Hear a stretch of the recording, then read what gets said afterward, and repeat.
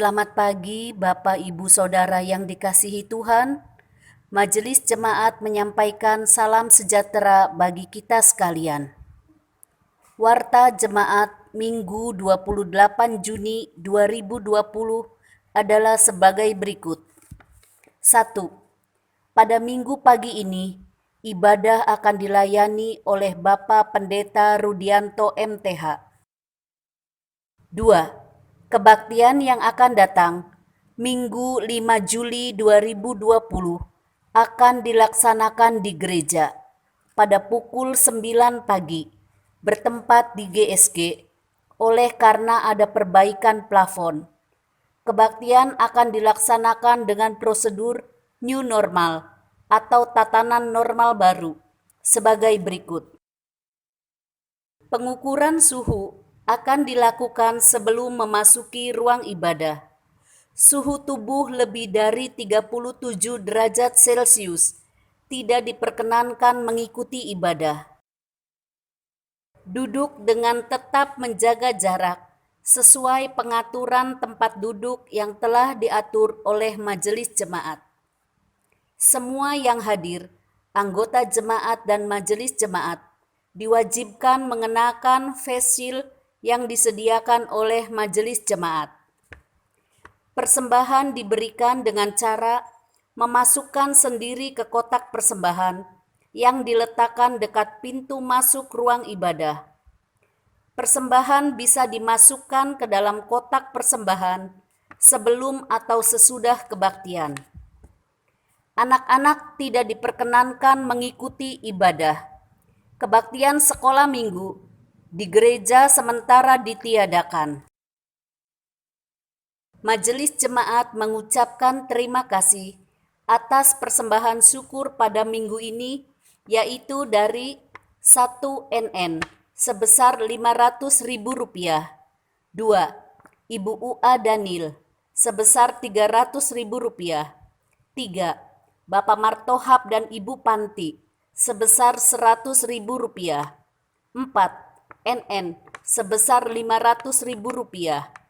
Demikianlah warta jemaat hari ini. Tuhan memberkati.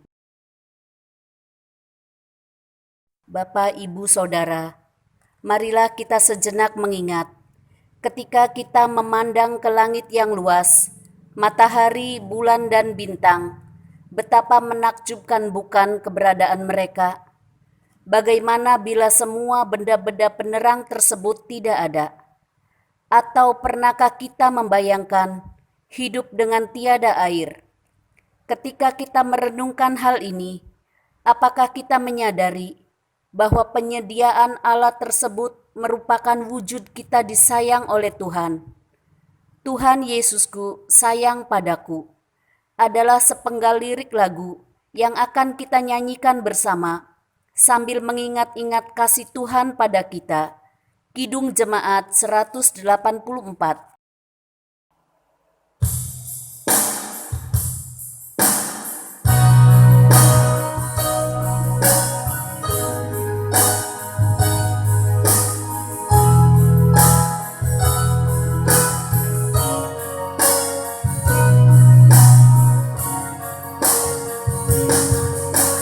Yesus sayang padaku.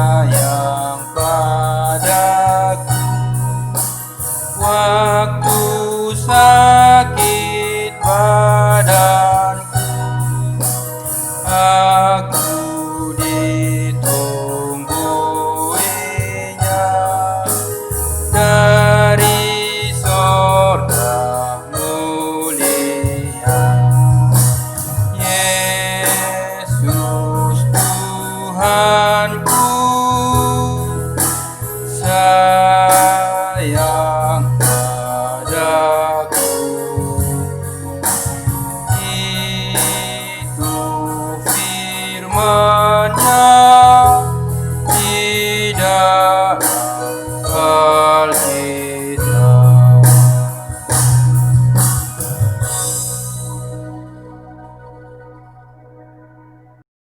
Bapa yang agung, Engkau selalu menunjukkan bagi kami kemurahan-Mu dan kebaikan-Mu yang luar biasa.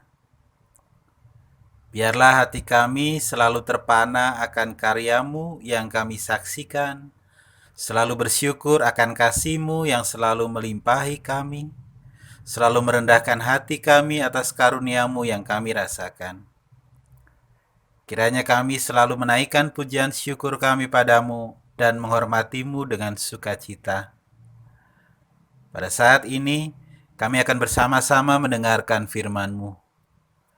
Ya Bapa, bukalah hati kami dan pikiran kami dengan kuasa Roh Kudus, sehingga saat kami mendengarkan pembacaan kitab suci dan firman-Mu disampaikan, kami mendengarkan dengan segala sukacita firman yang kami dengarkan hari ini. Di dalam nama Tuhan kami Yesus Kristus, kami naikkan doa kami. Amin. Kejadian 22 ayat yang pertama sampai yang ke-14.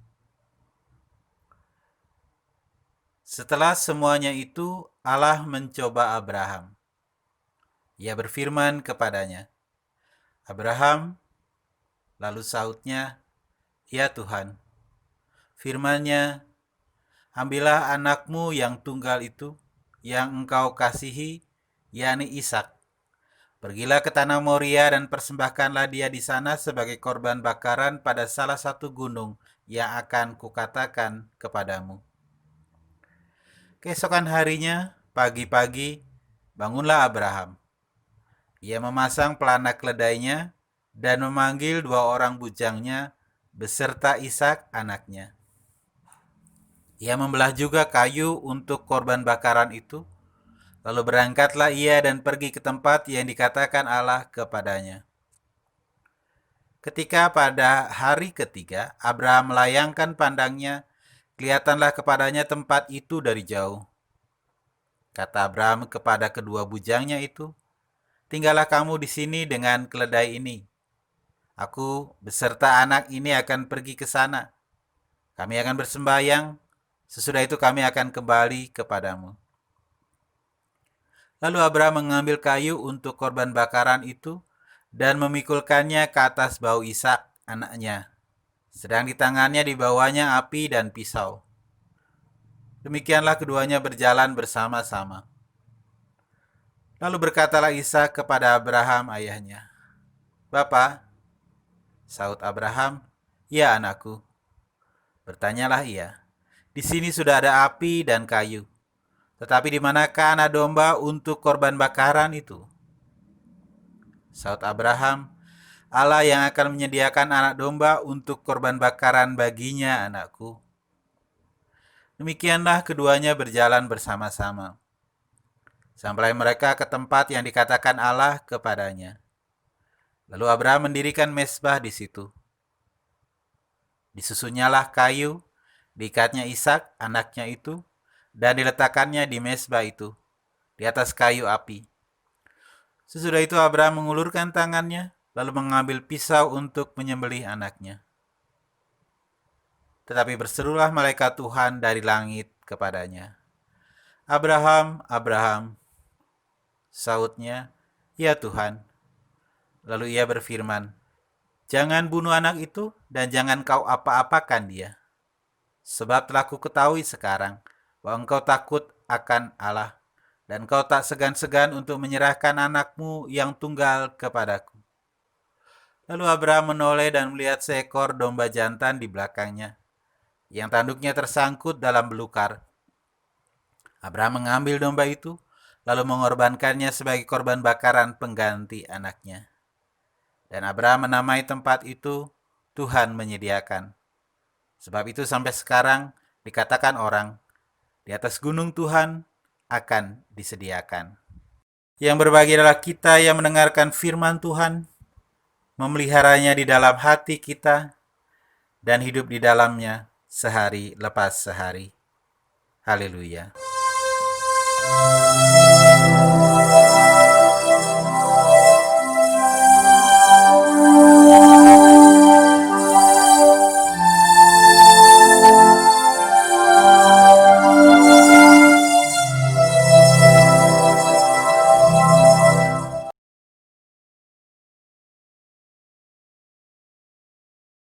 Bapak, Ibu, Saudara, Abraham berasal dari sebuah daerah bernama Ur Kasdim di Mesopotamia Selatan.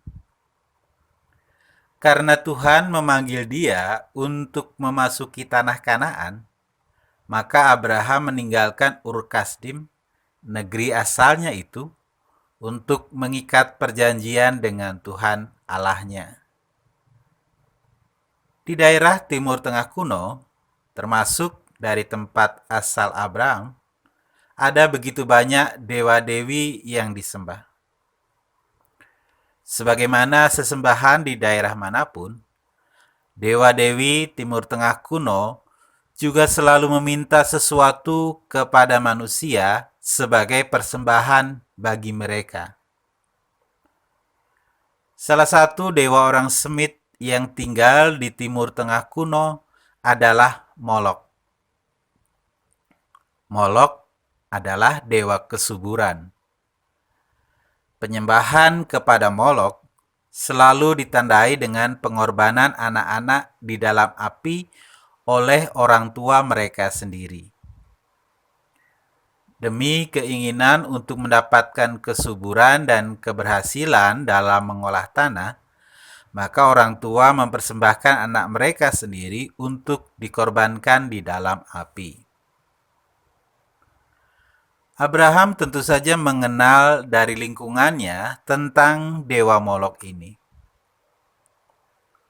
Saat Abraham mendengar suara Tuhan di ayat 2, ia mengatakan, "Ambillah anakmu yang tunggal itu yang kau kasihi, yakni Ishak, pergilah ke tanah Moria dan persembahkanlah dia di sana sebagai korban bakaran pada salah satu gunung yang akan kukatakan kepadamu." Bagi Abraham dan orang-orang pada masa Abraham, perintah itu bukanlah sesuatu yang terlampau aneh. Perintah itu tidak akan mengejutkan Abraham seperti kalau kita mendengarkannya saat ini. Karena itu, keesokan harinya Abraham segera saja berangkat untuk melakukan perintah itu. Ayat yang ketiga, keesokan harinya, pagi-pagi bangunlah Abraham. Ia memasang pelana keledainya dan memanggil 2 orang bujangnya beserta Ishak anaknya. Ia membelah juga kayu untuk korban bakaran itu. Lalu berangkatlah ia dan pergi ke tempat yang dikatakan Allah kepadanya. Mungkin Abraham berpikir, Tuhan itu seperti Molok, yang mengharapkan persembahan anak sebagai ganti janji kesuburan. Tetapi apakah Tuhan yang berbicara kepada Abraham adalah memang seperti Molok? Apakah Tuhan yang sejati membutuhkan sesuatu dari manusia sebelum dia mau memberikan sesuatu kepada kita? Disinilah pelajaran yang mau Tuhan berikan kepada Abraham. Tuhan mau mengajar Abraham bahwa Tuhan itu tidak sama seperti semua dewa-dewi yang dikenal Abraham. Tuhan itu bisa melakukan hal yang mustahil. Tuhan memberikan Abraham seorang anak pada saat Abraham dan Sarah tidak mungkin lagi bisa memiliki anak. Dan pelajaran yang terpenting yang Tuhan mau ajarkan kepada Abraham adalah bahwa Tuhan tidak butuh apa-apa dari Abraham. Apa perbedaan Tuhan yang menyatakan diri kepada Abraham dengan dewa-dewi agama penyembahan berhala kuno? Orang-orang yang mempraktekkan agama penyembahan berhala kuno selalu memperhatikan tanda-tanda alam, karena alam dianggap menggambarkan isi hati dewa-dewi. Kalau alam sedang mengamuk dengan gempa, angin topan, atau wabah menyebar, berarti isi hati dewa-dewi sedang mengamuk. Dalam situasi demikian, orang-orang yang mempraktekkan agama penyembahan berhala kuno akan melakukan apa saja untuk meredakan murka dewa-dewi mereka. Lagi pula, dewa-dewi yang marah mungkin adalah hal yang sangat tidak baik. Fokus para penyembah berhala adalah mententramkan dewa-dewi mereka dengan korban dan persembahan kepada dewa-dewi mereka itu. Hal itu karena mereka menganggap bahwa dewa-dewi yang marah akan memukul mereka dengan wabah, gempa bumi, atau kelaparan jika mereka tidak berhati-hati. Sebenarnya pemahaman ini begitu menyedihkan. Hal ini menyedihkan karena bahkan sampai masa sekarang ini, banyak orang masih memegang sudut pandang penyembahan berhala kuno ini. Kesalahan mendasar yang memunculkan pemikiran ini adalah pemikiran bahwa Tuhan adalah Tuhan yang membutuhkan sesuatu dari manusia dan suasana hatinya sangat dipengaruhi oleh manusia. Tetapi Tuhan yang menemui Abraham bukanlah Tuhan yang membutuhkan sesuatu dari manusia. Tuhan yang menemui Abraham justru adalah Tuhan yang menyediakan segala sesuatu untuk manusia. Abraham pada akhirnya menyadari bahwa Tuhan, Allahnya itu, bukanlah seperti dewa-dewi di sekitarnya yang membutuhkan sesuatu dari manusia. Jelas bukan seperti Molok yang membutuhkan nyawa anak kecil tak bersalah demi keberhasilan orang tuanya. Tuhan yang menemui Abraham adalah Tuhan yang menyediakan. Di ayat yang ke-14, dan Abraham menamai tempat itu Tuhan menyediakan. Sebab itu sampai sekarang dikatakan orang, di atas gunung Tuhan akan disediakan. Di ayat 14 inilah pada akhirnya Abraham lulus dalam pelajaran tentang Tuhan dan karakternya. Tuhan adalah Allah Sang Pemberi. Tuhan benar-benar sanggup mencukupi kebutuhannya sendiri. Tuhan adalah satu-satunya yang tidak membutuhkan apa-apa dari siapapun juga. Suatu kali dalam firman yang dicatat dalam kitab Mazmur 50 ayat yang ke-12 dikatakan, "Jika aku lapar, tidak usah kukatakan kepadamu, sebab punyakulah dunia dan segala isinya." Pernyataan ini terdengar seperti humor ilahi. Bayangkan, Tuhan berbicara kepada manusia. Kalaupun aku butuh sesuatu pun untuk dimakan, aku tidak akan repot-repot menyebutkannya kepadamu. Karena kamu tidak akan bisa memberikan sesuatu yang tidak bisa aku dapatkan sendiri. Ketika Rasul Paulus berdebat dengan para penyembah berhala di sidang Areopagus di Athena, Rasul Paulus mengungkapkan hal yang sama. Kisah Para Rasul 17 ayat 24 dan 25. Allah yang telah menjadikan bumi dan segala isinya, Ia yang adalah Tuhan atas langit dan bumi, tidak diam dalam kuil-kuil buatan tangan manusia dan juga tidak dilayani oleh tangan manusia, seolah-olah ia kekurangan apa-apa, karena dialah yang memberikan hidup dan nafas dan segala sesuatu kepada semua orang. Rasul Paulus melihat para penyembah berhala setiap hari harus membawa korban dan persembahan kepada dewa-dewi mereka. Apalagi saat membutuhkan sesuatu, saat mau perang, saat ada bencana, saat itu mereka semakin banyak memberikan persembahan kepada dewa-dewi mereka. Rasul Paulus berdiri di depan sidang itu, memperkenalkan Tuhannya sambil mengejek kuil dewa-dewi itu.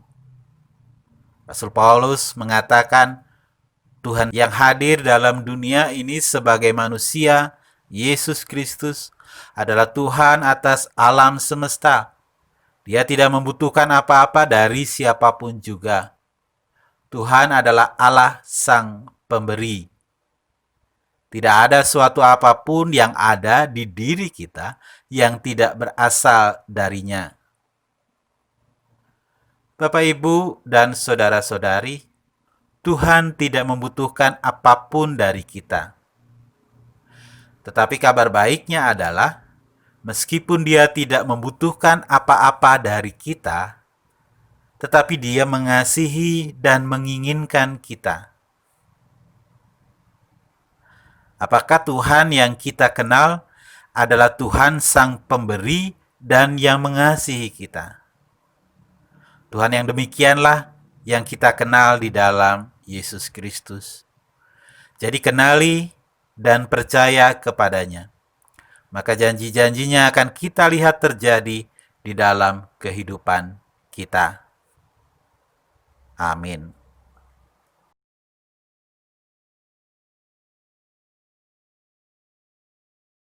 Jemaat Tuhan, marilah kita memberikan ungkapan syukur kita kepada Tuhan Allah kita dengan mengingat apa yang dikatakan firman Allah dalam Matius 5 ayat 7. Demikian, berbahagialah orang yang murah hatinya, karena mereka akan beroleh kemurahan.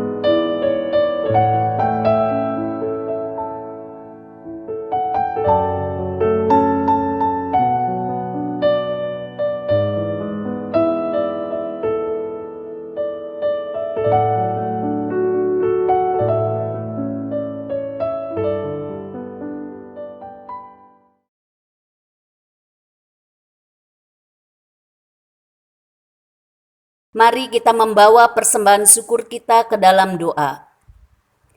Tuhan yang Maha Kasih, saat ini kami menaikkan syukur kami kepadamu oleh karena kasih-Mu yang luas dan setia-Mu yang tiada berkesudahan telah menopang kehidupan kami dari waktu ke waktu. Engkau Tuhan menjaga dan memelihara kami dengan kasih sayang yang besar pada situasi apapun yang kami alami. Hari ini, dalam sukacita kami mengingat kasih setia-Mu, kami membawa persembahan syukur kami. Di dalam berkat-Mu, kiranya persembahan ini menjadi berguna dalam mendukung pelayanan yang ada. Demikian pula pada kesempatan hari ini, kami memohon kepadamu, tuntunlah kehidupan kami, agar di dalam kehidupan yang Engkau karuniakan ini, baik pikiran, tutur kata, dan sikap hidup kami memuliakan-Mu. Dalam nama Tuhan Yesus Kristus, doa ini kami naikkan. Amin. Bapak, Ibu, Saudara, mari kita menaikkan doa syafaat kita. Ya Bapa, terangilah pikiran kami, sehingga kami mengenal-Mu. Hidupkanlah jiwa kami, sehingga kami mengasihi-Mu. Kuatkanlah niat kami, sehingga kami terus mencari-Mu dalam hidup kami. Tolonglah kami, sehingga saat kami mengenal-Mu, kami akan sungguh-sungguh mengasihi-Mu. Saat kami sungguh mengasihi-Mu, kami akan sungguh melayani-Mu dalam kemerdekaan yang Kau berikan bagi kami. Ya Bapa, kami datang padamu saat ini dengan segala kesadaran akan kelemahan kami. Engkaulah yang Maha Kuasa dan yang Maha Pengampun. Kami telah menyimpang dari jalan-Mu seperti domba yang sesat. Kami lebih sering mengikuti dan memuaskan keinginan hati kami sendiri. Kami menolak untuk mengikuti kehendak-Mu yang kudus. Kami tidak melakukan apa yang seharusnya kami lakukan, dan kami melakukan apa yang seharusnya tidak kami lakukan. Ya Bapa, tunjukkanlah belas kasihan-Mu kepada kami. Luputkanlah kami dari segala kesalahan yang telah kami lakukan. Pulihkanlah kami yang telah menyesal atas segala pelanggaran kami, menurut segala janji yang Kau nyatakan kepada seluruh dunia.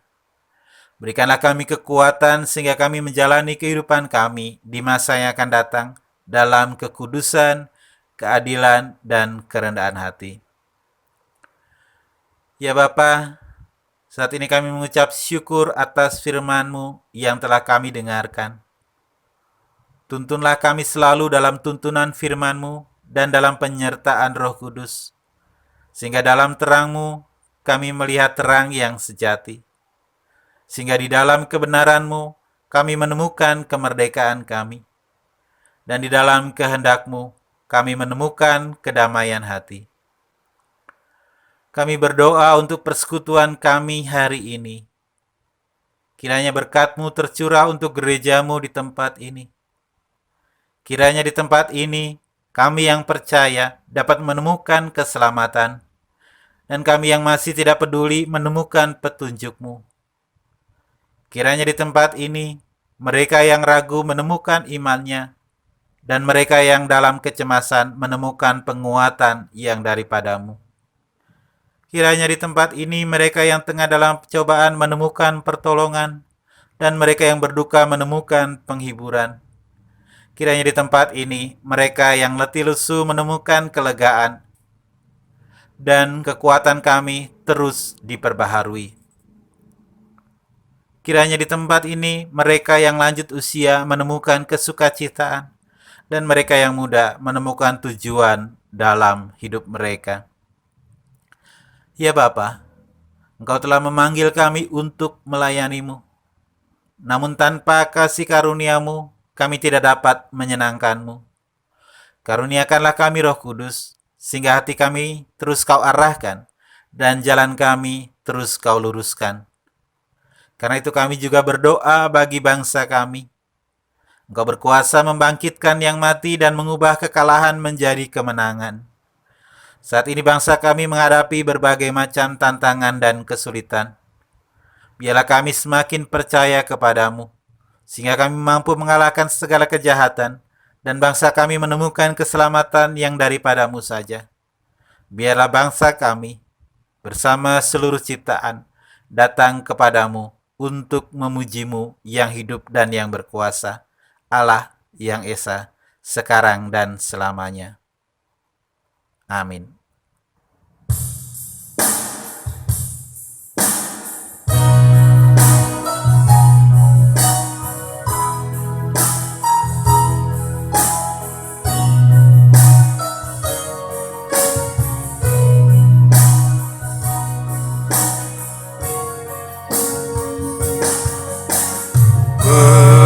Berserah kepada Yesus, tubuh, roh, dan jiwaku. Ku kasihi, ku percaya, ku ikuti Dia terus. Aku berserah, aku berserah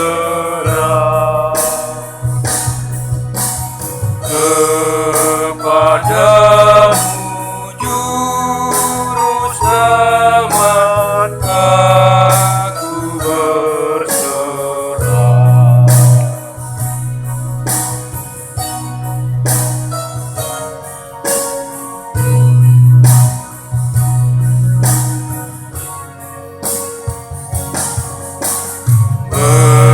Berserah kepada Yesus, di kaki aku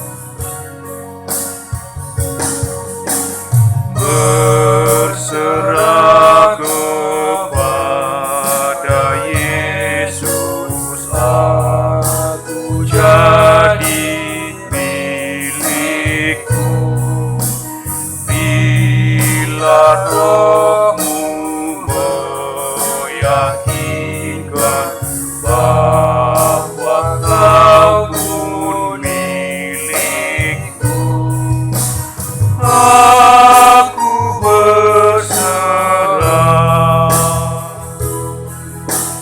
aku berserah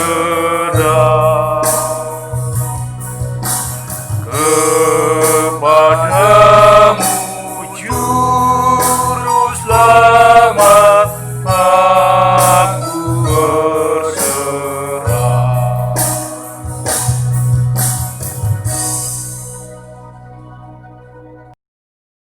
Bapak, Ibu, Saudara, ibadah pada saat ini telah selesai.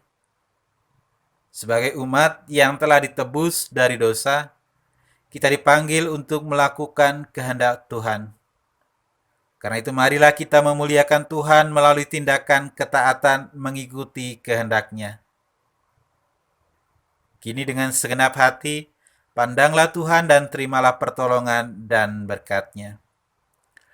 Kiranya Allah sumber pengharapan memenuhi saudara dengan segala sukacita dan damai sejahtera dalam iman, supaya oleh kekuatan Roh Kudus, hidup saudara berlimpah-limpah dalam kasih dan pengharapan.